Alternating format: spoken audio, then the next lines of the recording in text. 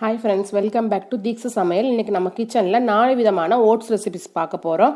அதுக்கு முன்னாடி Deekshu Samayal சேனலை சப்ஸ்கிரைப் பண்ணாதவங்க சப்ஸ்கிரைப் பண்ணி வச்சுக்கோங்க. கூடவே பெல் பட்டன் பிரஸ் பண்ணுங்க. அதுல ஆல்ங்கிற பட்டனை பிரஸ் பண்ணுங்க. அப்பதான் நான் போடுற வீடியோ உங்களுக்கு உடனுக்குடன் நோட்டிஃபிகேஷன் ஆகும். வாங்க வீடியோக்குள்ள போலாம். இப்போ ஃபஸ்ட்டு நம்ம ஓட்ஸ் தோசை எப்படி செய்யலான்னு பார்க்கலாம் வாங்க. ரொம்ப மொறுன்னு எப்படி செய்யலான்னு பார்க்கலாம். அதுக்கு ஃபஸ்ட்டு நான் 1 கப் அளவு ஓட்ஸ் எடுத்திருக்கேன். அதை மிக்சர் ஜாரில் போட்டு நல்லா நைஸாக பவுட்ரு மாதிரி அரைச்சிட்டு வந்துடலாம். அரைச்சிட்டு காமிக்கிறேன் பாருங்கள். இந்த மாதிரி நைஸாக இருக்கணும். நல்லா நைஸாக இருக்க மாவை ஒரு மிக்சிங் பவுலில் போட்டுக்கலாம். நம்மளோட சேனலுக்கு நிறைய புதிய சப்ஸ்கிரைப் வந்திருக்காங்க. சப்ஸ்கிரைப் பண்ண எல்லா ஃப்ரெண்ட்ஸ்க்கு ரொம்ப தேங்க்ஸ். இப்போ 1/4 கப் தயிர் ஊற்றிக்கலாம். தேவையான அளவு உப்பு போட்டுக்கலாம். போட்டு நல்லா தோசை மாவு மாதிரி நம்ம தண்ணி ஊற்றி பிசைஞ்சுக்கலாம். நம்ம சேனலை சப்ஸ்கிரைப் பண்ணாத ஃப்ரெண்ட்ஸ் நிறைய பேர் வீடியோ பார்க்குறீங்க. தொடர்ந்து சப்போர்ட் பண்ணுங்கள் ஃப்ரெண்ட்ஸ். அதே மாதிரி வீடியோ பார்த்துட்டு சப்ஸ்கிரைப் பண்ணுங்கள் வீடியோ பிடிச்சிருந்ததுன்னா.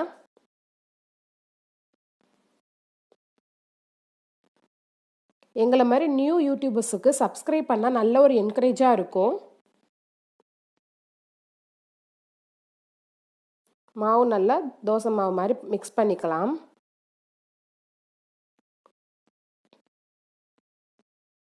பாருங்க, இந்த பதத்துக்கு இருக்கணும். இப்போ வந்துட்டு இது மாதிரி தான் இருக்கும். 5 மினிட்ஸ் கழிச்சு கொஞ்சம் கெட்டியாயிடும்.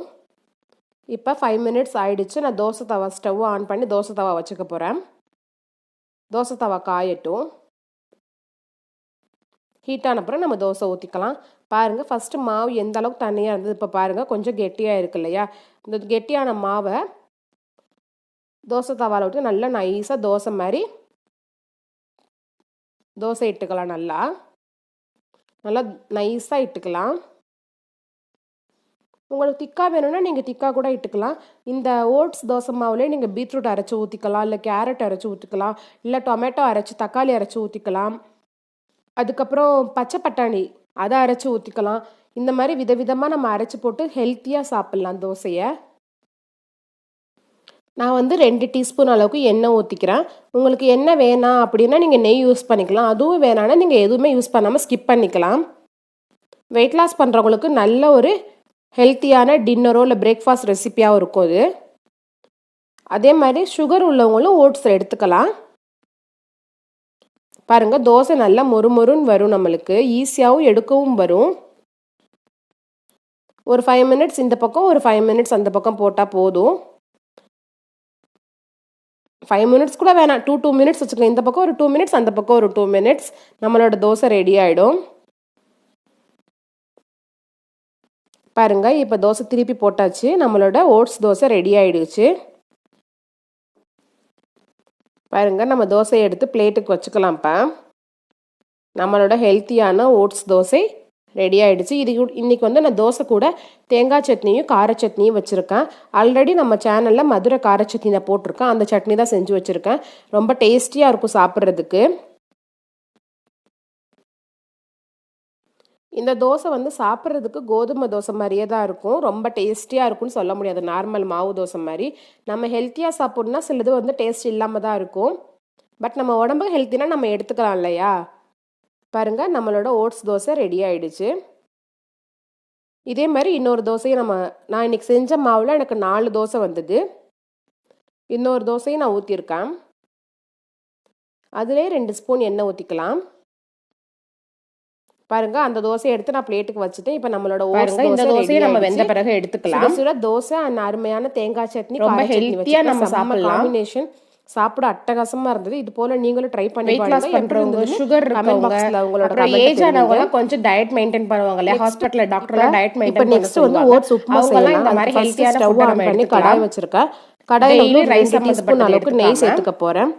நெய்ல வந்து ஃபர்ஸ்ட் நான் முந்திரியை வறுத்தெடுக்க போறேன். அதனால நெய் சேர்த்துக்கிறேன். உங்களுக்கு வேணாம்னா நீங்க வெறும் ஓட்ஸ் உப்புமா மட்டும் சேர்த்துக்கலாம். முந்திரி வந்துட்டு ஸ்கிப் பண்ணிக்கலாம், முந்திரி நெய்யையும்.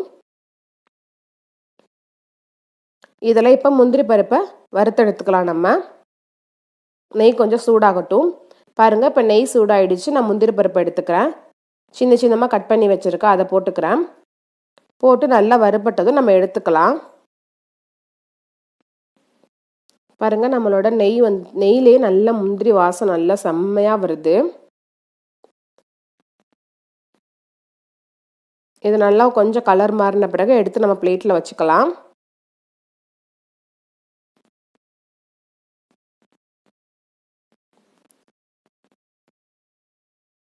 இப்போ நெக்ஸ்ட் வந்துட்டு அதே கடாயில் கொஞ்சம் எண்ணெய் ஊற்றிக்கிறேன், ஒரு 2 டீஸ்பூன் அளவுக்கு. ஆல்ரெடி நெய் இருக்கனால நான் எண்ணெயை கொஞ்சம் கம்மியாக தான் ஊற்றிக்கிறேன். இதுக்கப்புறம் நம்ம தாளிப்பு பொருள் சேர்த்துக்கலாம். நான் வந்து 1/4 டீஸ்பூன் கடுகு, 1/2 டீஸ்பூன் உளுந்து, 1/2 டீஸ்பூன் கடலப்பருப்பு எடுத்திருக்கேன். போட்டு நல்லா பொன்னிறமாக வர்ற வரைக்கும் நல்லா வறுத்து விட்டுக்கலாம். வெடிக்கட்டும் எல்லாமே. கடுகு நல்லா வெடித்து கடலைப்பருப்பு உளுந்த பருப்புலாம் நல்லா பொரிஞ்சு வரட்டும். நல்லா பொரிஞ்ச பிறகு ஒரு கொத்து கருவேப்பிலையும் போட்டுக்கலாம். நல்லா பொரிஞ்சு வரட்டும். அப்புறம் நம்ம வெங்காயம் சேர்த்துக்கலாம். நான் ஒரு வெங்காயத்தை நீல வாக்கில் கட் பண்ணி வச்சுருக்கேன்.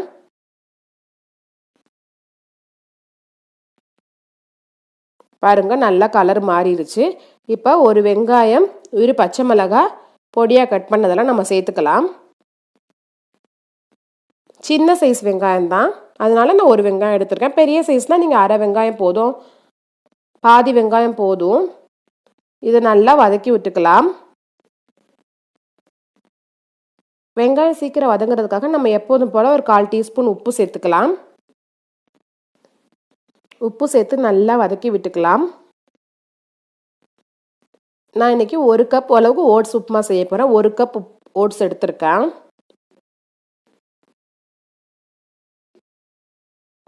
ரொம்ப சீக்கிரமாக செஞ்சிடலாம் ஃப்ரெண்ட்ஸ் இந்த டின்னரை. நீங்கள் டின்னராகவும் எடுத்துக்கலாம், இல்லை பிரேக்ஃபாஸ்ட்டாகவும் எடுத்துக்கலாம். பட் ஒரு ஹெல்த்தியான ரெசிபி இது. நல்லா வதங்கட்டும், வெங்காயம் வதங்கி கலர் மாறி வரட்டும், வெயிட் பண்ணலாம்.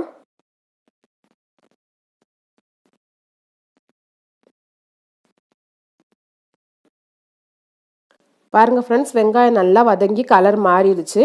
இப்போ நம்ம தண்ணி ஊற்றிக்கலாம் அளவுக்கு போல். நான் வந்து இந்த கப்பில் 1 கப் ஓட்ஸ் எடுத்திருக்கேன். அதே கப்பில் ஒரு 2 கப் தண்ணி ஊற்றிக்கலாம்.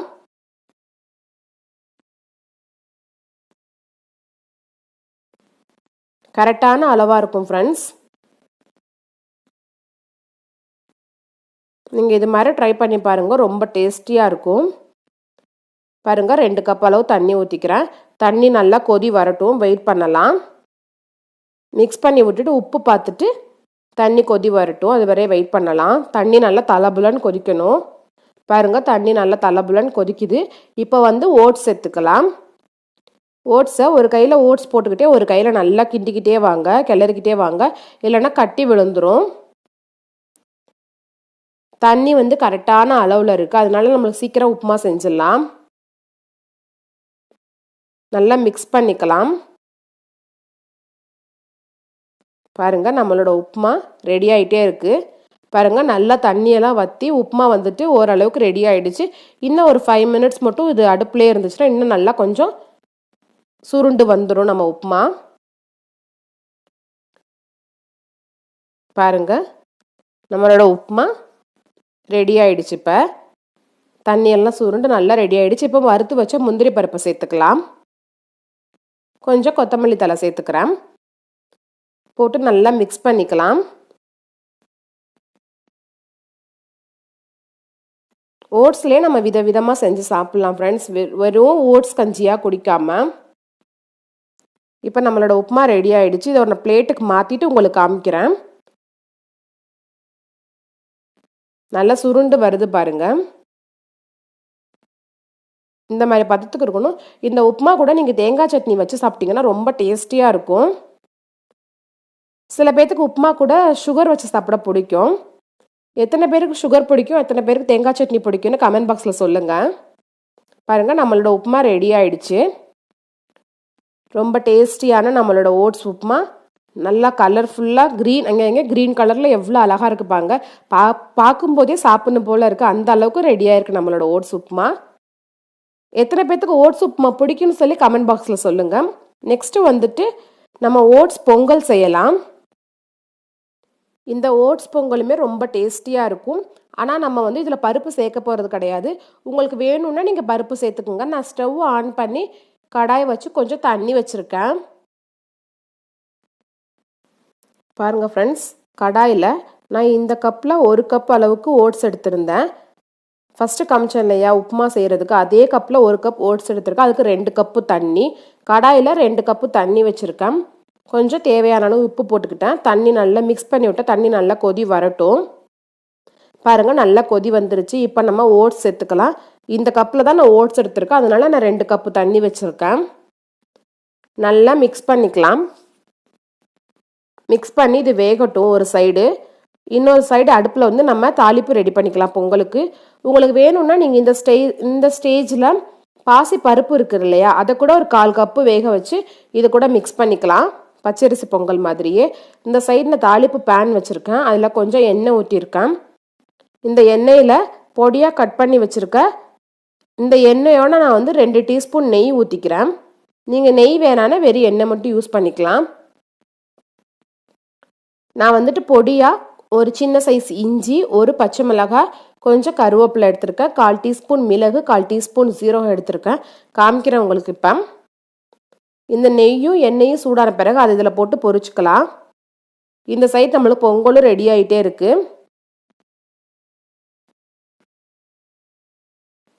ஒரு சைடு பொங்கல் ரெடி ஆகுது, ஒரு சைடு தாளிப்பு ரெடி ஆகிட்டே இருக்கு.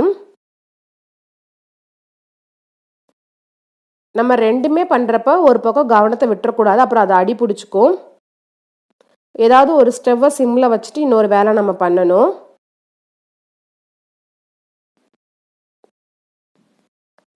பாருங்கள், இந்த பக்கம் நெய் சூடாகிற நேரத்தில் அந்த சைடு நான் வந்து பொங்கலை கிளறி விட்டுட்ருக்கேன்.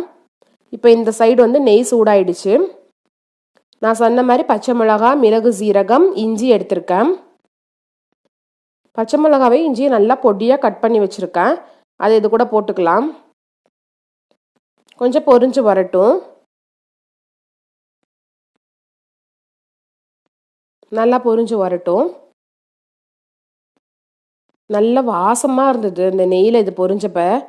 அப்படியே பொங்கல் வாசனை கம கம கமன்னு வீடு ஃபுல்லாக இருந்தது எங்களுக்கு. எங்கள் வீட்டில் எல்லாத்துக்கும் இந்த பொங்கல் பிடிச்சிருந்தது. பாருங்க, இப்போ ஒரு கொத்து கருவேப்பிலை கூட நம்ம போட்டுக்கலாம்.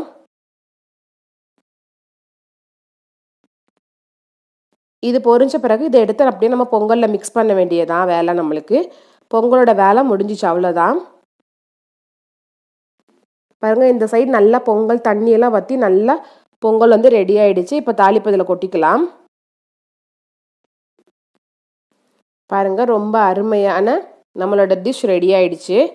இதை நல்லா மிக்ஸ் பண்ணிவிட்டு ஒரு பாத்திரத்துக்கு மாற்றிக்கலாம். நம்ம இல்லைன்னா ஒரு பிளேட்டு கூட மாற்றிக்கலாம், நம்ம சாப்பிட்ற பிளேட்டுக்கு.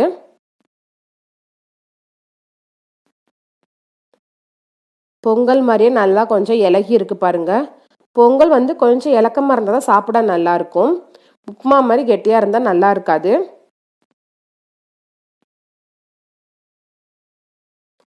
பாருங்கள், கொஞ்சம் இலகி நல்லா வந்துருச்சு. இப்போ நம்ம பொங்கல் ஒரு பிளேட்டுக்கு மாற்றிட்டு காமிக்கிறேன்னா, நம்மளோட எம்மியான ஓட்ஸ் பொங்கல் ரெடி ஆயிடுச்சு.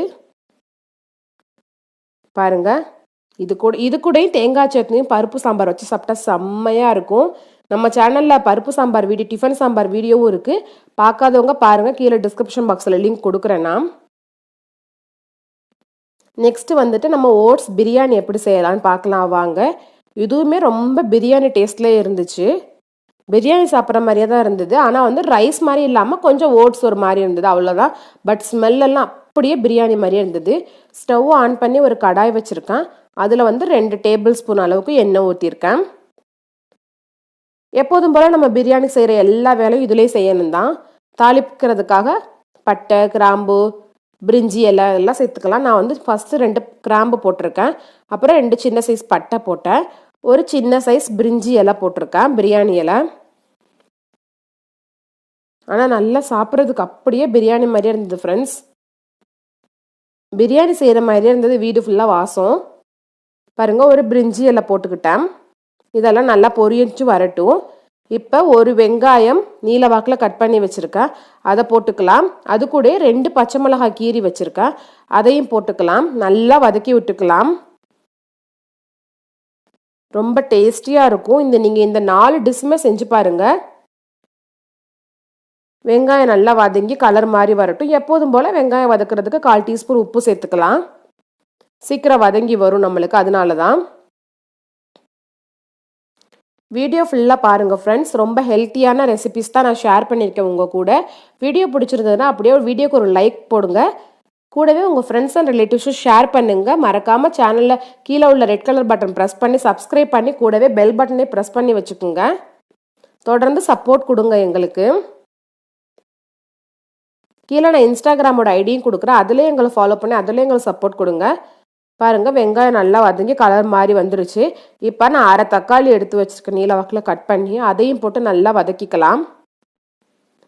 தக்காளி நல்லா வதங்கி எண்ணெய் பிரிஞ்சு வந்துருச்சு. இந்த சமயத்தில் நம்ம மசாலா தூள்லாம் சேர்த்துக்கலாம். நம்ம போன வீடியோவில் இட்லி பிரியாணி போட்டிருந்தேன், அதுக்கு முன்னாடி பிரெட் பிரியாணி போட்டிருந்தேன். அதே மாதிரி இதுவும் ஒரு ஓட்ஸ் பிரியாணி தான். நான் கீழே எல்லாத்தோட லிங்க் கொடுக்குறேன், பார்க்காதவங்க பாருங்கள். 1/4 டீஸ்பூன் கரம் மசாலா போட்டிருக்கேன், 1/2 டீஸ்பூன் மல்லித்தூள் போட்டிருக்கேன், 1 டீஸ்பூன் அளவுக்கு மிளகாய் தூள் சேர்த்துக்கிறேன். நீங்கள் உங்கள் காரத்துக்கு ஏற்ற மாதிரி சேர்த்துக்குங்க. இதை நல்லா இந்த எண்ணெயிலே இந்த மசாலாவெல்லாம் நல்லா மிக்ஸ் பண்ணி விட்டுக்கலாம். பாருங்கள், ஒரு டீஸ்பூன் அளவுக்கு இஞ்சி பூண்டு பேஸ்ட் சேர்த்துக்கிறேன். நான் 1 கப் அளவு தான் ஓட்ஸ் எடுத்திருக்கேன், அதனால ஒரே 1 டீஸ்பூன் தான் இஞ்சி பூண்டு பேஸ்ட் சேர்த்துருக்கேன். நல்லா எல்லாத்தையும் போட்டு சூப்பராக மிக்ஸ் பண்ணிக்கலாம். நம்ம எல்லாத்தையும் மிக்ஸ் பண்ணி அதுலேருந்து எண்ணெய் பிரிஞ்சு வரணும், அது வரை வெயிட் பண்ணலாம். பாருங்கள் ஃப்ரெண்ட்ஸ், நல்லா மசாலாலாம் வதங்கி எண்ணெய் பிரிஞ்சு வந்துருச்சு. இந்த ஸ்டேஜில் நம்ம புதினா கொத்தமல்லி ஒரு கைப்பிடி அளவு சேர்த்துக்கலாம்.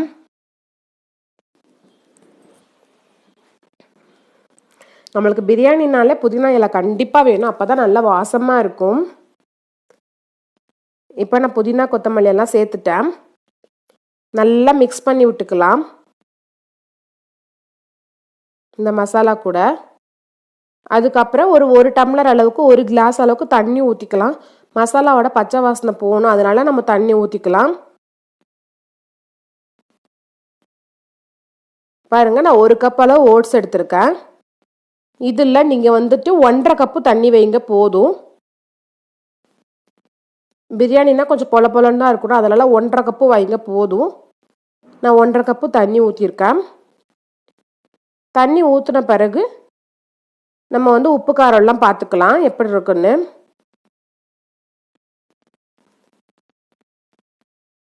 இப்போ ஓட்ஸையும் நான் சேர்த்துக்கிட்டேன், 1 கப் ஓட்ஸை போட்டு நல்லா மிக்ஸ் பண்ணிக்கலாம். மிக்ஸ் பண்ணி மூடி போட்டு மூடி வச்சிடலாம். அடுப்பை மீடியம் ஃப்ளேம்லேயே வச்சுக்கோங்க ஸ்டவ்வை. இந்த தண்ணியெல்லாம் நல்லா வத்திரும் நம்மளுக்கு கொதிச்சு.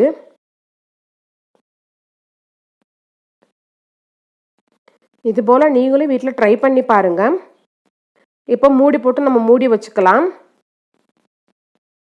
வேகட்டும். பாருங்கள், ஒரு 5 மினிட்ஸ் கழிச்சு ஓப்பன் பண்ணியிருக்கேன். தண்ணியெல்லாம் நல்லா வத்திருச்சு, இன்னும் கொஞ்சம் தண்ணி தான் இருக்குது. இன்னும் ஒரு 2 மினிட்ஸ் நம்ம இதை மூடி வைக்கலாம். அப்போ தான் நல்லா சுருண்டு நல்லா பிரியாணி மாதிரியே இருக்கும் பார்க்குறதுக்கு.